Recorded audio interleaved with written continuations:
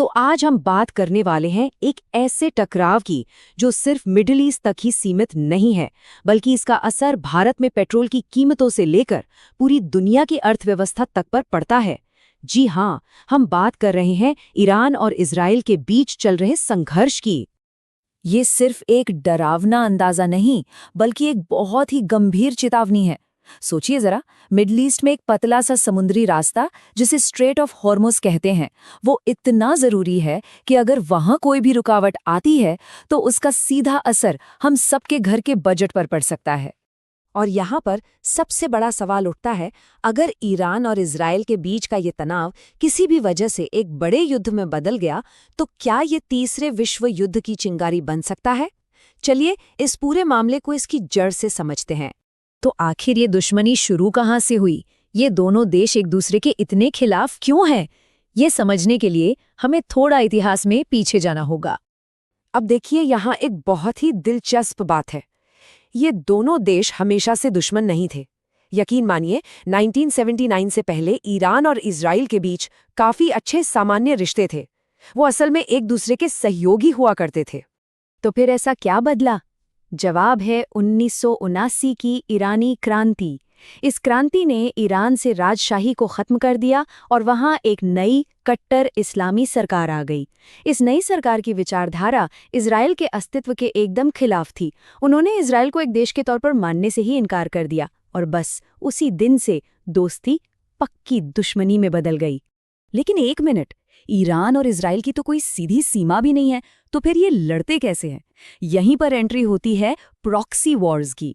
मतलब ये देश सीधे सीधे एक दूसरे से नहीं लड़ते, बल्कि दूसरे गुटों का इस्तेमाल करते हैं। ईरान क्या करता है? वो हिजबुल्लाह और हमास जैसे संगठनों को पैसा, ट्रेनिंग और हथियार देता है ताकि वो इजराइल के खिलाफ लड़ते रहें। इसी वजह से पूरा मिडल ईस्ट हमेशा अस्थिर बना रहता है। अब आते हैं इस पूरे मामले के सबसे खतरनाक पहलू पर, और वो है ईरान का न्यूक्लियर प्रोग्राम। देखिए, ईरान तो दुनिया से यही कहता है कि उसका न्यूक्लियर प्रोग्राम शांति के लिए है, मतलब वो बिजली बनाने के लिए यूरेनियम को एनरिच कर रहा है। लेकिन दूसरी तरफ इजराइल और अमेरिका को इस पर बिल्कुल भरोसा नहीं है। उनका शक है कि ईरान चोरी छुपे परमाणु बम बनाने की तैयारी कर रहा है। इसी परमाणु टेंशन को कम करने के लिए साल 2015 में एक बहुत बड़ी इंटरनेशनल डील हुई थी, जिसका नाम था JCPOA, जिसे हम ईरान न्यूक्लियर डील के नाम से भी जानते हैं। इसमें तय हुआ कि ईरान अपने न्यूक्लियर प्रोग्राम को लिमिट में रखेगा और बदले में अमेरिका और दूसरे बड़े देश उस पर लगे आर्थिक प्रतिबंधों को हटा लेंगे। सब ठीक चल रहा था, लेकिन फिर 2018 में अमेरिका इस डील से बाहर हो गया और बस उसके बाद से ये तनाव एक बार फिर अपने चरम पर पहुंच गया। अब बस एक पल के लिए सोचिए, अगर ईरान सच में परमाणु बम बनाने में कामयाब हो जाता है, तो क्या इजराइल या बाकी दुनिया चुप बैठेगी? बिल्कुल नहीं। और इसीलिए ये मुद्दा इतना ज्यादा खतरनाक है। चलिए अब देखते हैं कि ये जो लड़ाई है, इसका असर पूरी दुनिया की जेब पर कैसे पड़ता है।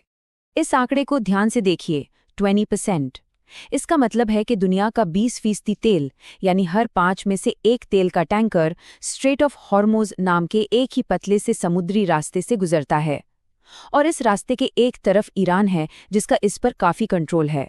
तो अगर ईरान इस रास्ते को बंद कर दे तो क्या होगा? एक सीधा चेन रिएक्शन शुरू हो जाएगा। पूरी दुनिया में तेल की सप्लाई घट जाएगी, कीमतें आसमान छूने लगेंगी, जिससे पेट्रोल डीजल महंगा होगा और इसका असर हर छोटी बड़ी चीज पर पड़ेगा, मतलब सीधा हम सबके घरेलू बजट पर। और भारत पर तो इसका बहुत ही गहरा असर पड़ता है। हमें ज्यादातर तेल बाहर से मंगाना पड़ता है, तो हमारे लिए कच्चा तेल महंगा हो जाएगा। पेट्रोल डीजल की कीमतें बढ़ेंगी, जिससे महंगाई बढ़ेगी। और तो और मिडिल ईस्ट में काम करने वाले लाखों भारतीयों की सुरक्षा की चिंता भी बढ़ जाएगी। अब इस पूरी कहानी में एंट्री होती है एक और बहुत बड़े खिलाड़ी की, और वो है अमेरिका।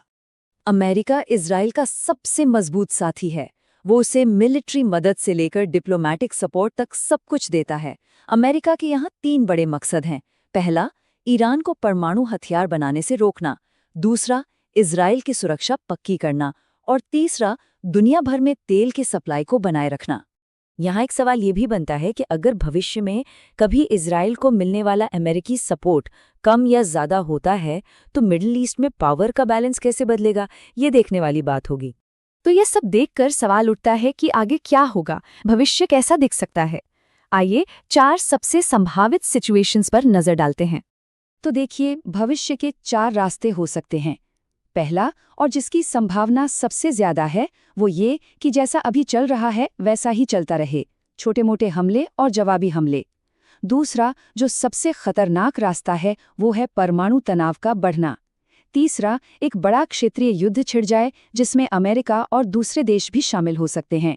और चौथा, जो सबसे अच्छी उम्मीद है, वो ये कि बातचीत से कोई शांतिपूर्ण समाधान निकल आए। फिलहाल सच्चाई ये है कि स्थिति बहुत ही नाजुक है। दोनों पक्षों में एक दूसरे पर भरोसा बिल्कुल नहीं है, जिसकी वजह से शांति की कोई भी कोशिश बहुत मुश्किल हो जाती है। तो जैसा हमने देखा, ये सिर्फ ईरान और इजराइल की लड़ाई नहीं है। ये तेल पर कंट्रोल की कहानी है, ये राजनीतिक और धार्मिक ताकत की कहानी है, ये परमाणु हथियारों के डर की कहानी है, और ये अमेरिकी प्रभाव की भी कहानी है। और ये हमें एक बहुत बड़ी बात याद दिलाता है।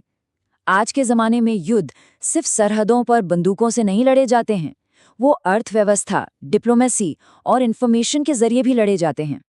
तो आखिर में बस एक ही सवाल हमारे सामने रह जाता है, क्या डिप्लोमेसी और बातचीत इस बढ़ते तनाव को एक बड़े युद्ध में बदलने से रोक पाएगी, या फिर यही संघर्ष आने वाले वक्त में किसी बड़ी तबाही की वजह बनेगा? इसका जवाब तो खैर आने वाला वक्त ही देगा। मिलते हैं अगले विश्लेषण में।